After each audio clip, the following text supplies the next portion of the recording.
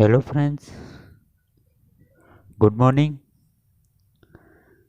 Last લેક્ચરમાં આપણે single phase half bridge inverter અને સિંગલ ફેઝ ફૂલ બ્રિજ ઇન્વર્ટર જોયું હતું.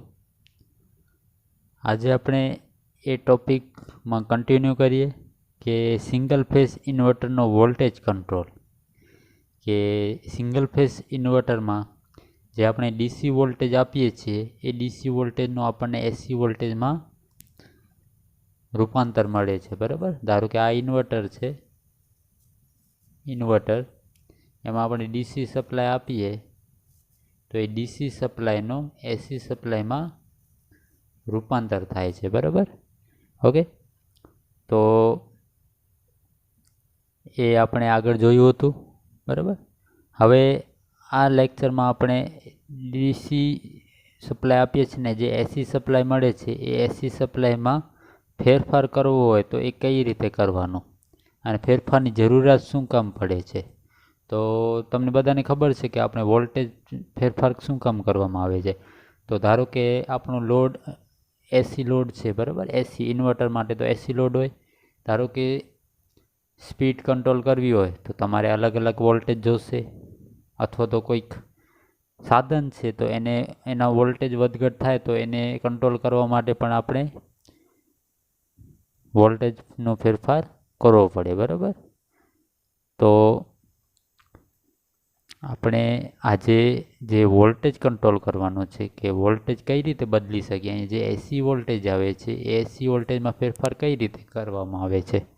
આપણને એ ખ્યાલ છે કે એસી વોલ્ટેજ છે એ એસી વોલ્ટેજમાં ફેરફારથી શું થશે. ધારો કે એસી મોટર હોય તો આપણે વોલ્ટેજમાં ફેરફાર કરીએ. ધારો કે વોલ્ટેજમાં વધારો કરીએ તો સ્પીડમાં વધારો થાય, ઘટાડો કરીએ તો સ્પીડમાં ઘટાડો થાય, રાઈટ.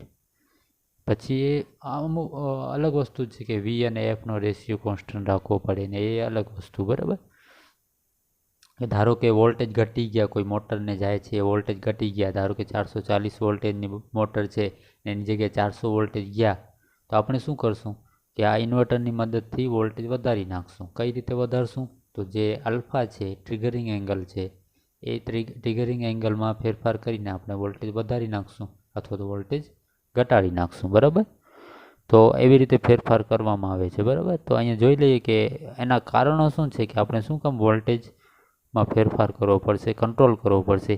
તો પહેલું છે ઇનપુટ સોર્સ વોલ્ટેજમાં ફેરફાર થવાથી આઉટપુટ વોલ્ટેજમાં ફેરફાર થાય છે. બરાબર, તેથી આઉટપુટ વોલ્ટેજ જોઈતી કિંમત પર લાવવો જોઈએ. બરાબર, એટલે કે તમે ડીસી સપ્લાય આપ્યો, આ ડીસી સપ્લાય છે, આ ઇન્વર્ટર છે, આ ડીસી સપ્લાય છે. બરાબર, આ એસી સપ્લાય છે. તો ડીસી સપ્લાય તમે અહીંયા આપો, ધારો કે આમાં ફેરફાર થાય તો આમાં ફેરફાર થાય, પરંતુ આપણને અચળ રાખવો હોય આ એસી વોલ્ટેજ તો આપણને અચળ રાખવો પડે. તો એ શું કેવી રીતે થાય? તો આ ઇન્વર્ટરની મદદથી તમે કરી શકો કે આલ્ફા એંગલ છે એમાં તમે ફેરફાર કરીને આ વોલ્ટેજ અચળ રાખી શકો છો. ધારો કે આ વોલ્ટેજ વધ્યું, ડીસી વોલ્ટેજ વધ્યું તો એસી વોલ્ટેજ વધશે, તો તમે આલ્ફા એંગલ વધારી નાખો એટલે એસી વોલ્ટેજ ઓટોમેટિક ઘટી જશે. બરાબર, પછી બીજું છે ઇન્વર્ટરમાં થતા વોલ્ટેજના ફેરફારને એડજસ્ટ કરવા માટે. એટલે તમે અહીંયા જે આલ્ફા એંગલ છે એમાં ધારો કે ફેરફાર થતું હોય અમુક, તો એમાં પણ એના લીધે પણ અહીંયા એસી વોલ્ટેજમાં ફેરફાર થઈ શકે. પછી લાસ્ટ મુદ્દો છે કે અમુક લોડમાં ફ્રીક્વન્સીના ફેરફારની સાથે આઉટપુટ વોલ્ટેજમાં ફેરફાર કરવો જરૂરી બને છે, જેમ કે ઇન્ડક્શન મોટરના વેરિયેબલ સ્પીડ કંટ્રોલમાં. બરાબર, કે તમારે ઇન્ડક્શન મોટરનો વેરિયેબલ સ્પીડ કંટ્રોલ કરવો હોય, સ્પીડ કંટ્રોલ, તો એમાં આઉટપુટ વોલ્ટેજમાં ફેરફાર કરવો પડે. બરાબર, એ મેં વાત કરી. ટૂંકમાં તમારે જે ઇન્વર્ટરમાં જે એસી વોલ્ટેજ મળે છે એ એસી વોલ્ટેજમાં ફેરફાર શું કામ જરૂરી છે એ આપણે જોયું. બરાબર, કે એસી વોલ્ટેજમાં ફેરફાર શું કામ જરૂરી છે, કેમ કે આ બધા રીઝન છે કે સ્પીડ કંટ્રોલ કરવું હોય, વોલ્ટેજ વધઘટ થયા હોય તો. બરાબર, તો આ બધા કારણો છે. તો હવે આ વોલ્ટેજ આપણે કંટ્રોલ કરવો છે તો એ કઈ રીતે કરશું? તેની બે રીત છે, એક છે ઇન્ટરનલ અને બીજી છે બાહ્ય. એનો મતલબ શું થયો કે તમે ઇન્વર્ટર છે, આ ઇન્વર્ટર છે, એની બારે બે સપ્લાય છે, ડીસી અને એસી. તો બાહ્ય એટલે આ ઇન્વર્ટરની બહાર જે સપ્લાય છે એમાં તમે ફેરફાર કરીને એ એસી વોલ્ટેજમાં ફેરફાર કરી શકો. બરાબર. ધારો કે અહીંયા ડીસી છે, ડીસી સપ્લાય છે, તો ડીસી સપ્લાયમાં તમને ચેન્જીસ લાવવો હોય તો તમે આગળના લેક્ચરમાં ચોપર ભણી ગયા, તો ચોપરની મદદથી તમે આ ડીસી વોલ્ટેજમાં ફેરફાર કરી શકો. બરાબર.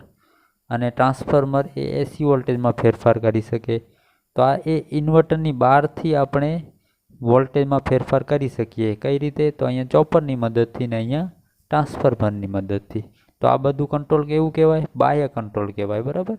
બાહ્ય કંટ્રોલ. હવે ઇન્ટરનલ કંટ્રોલ એટલે કે આ ઇન્વર્ટર છે એની અંદર કંટ્રોલ કરવાનો. હવે ઇન્વર્ટરની અંદર આપણને ખબર છે કે થારિસ્ટર હોય, તો થારિસ્ટરનો જે એંગલ હોય આલ્ફા, એમાં ફેરફાર કરીને કરી શકાય છે.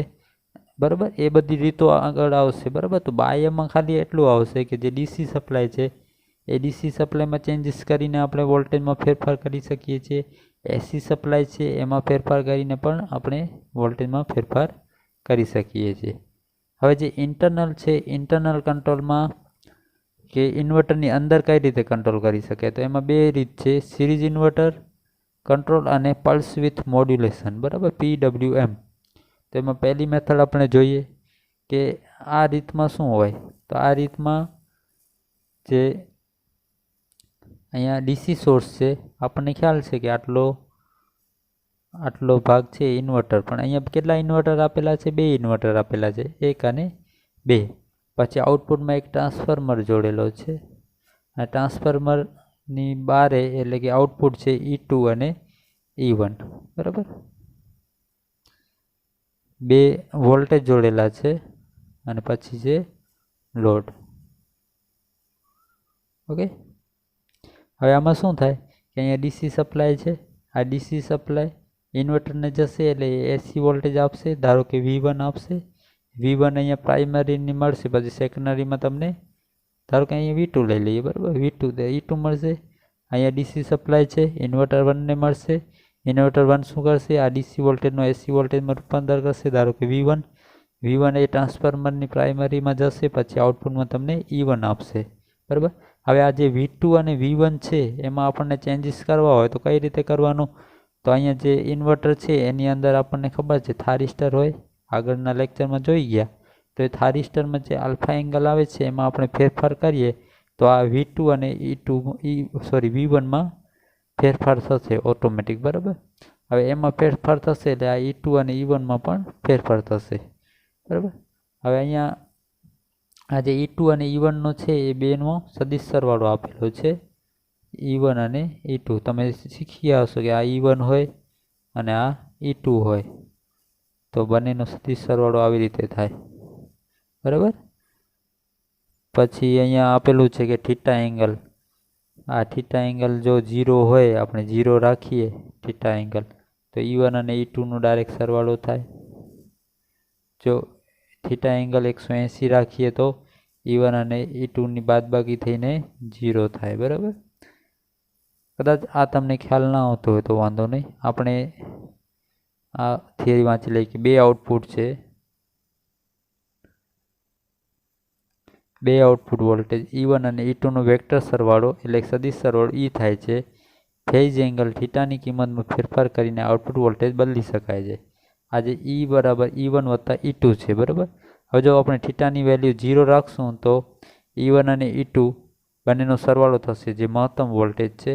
અને જો થીટાની કિંમત 180 રાખશું તો E બરાબર 0 થશે. બંને ઇન્વર્ટરના એશિયાના ફાયરિંગ એંગલ બદલીને થીટાની કિંમત બદલી શકાય છે. હવે આ થીટાની કિંમત કઈ રીતે બદલી શકીએ?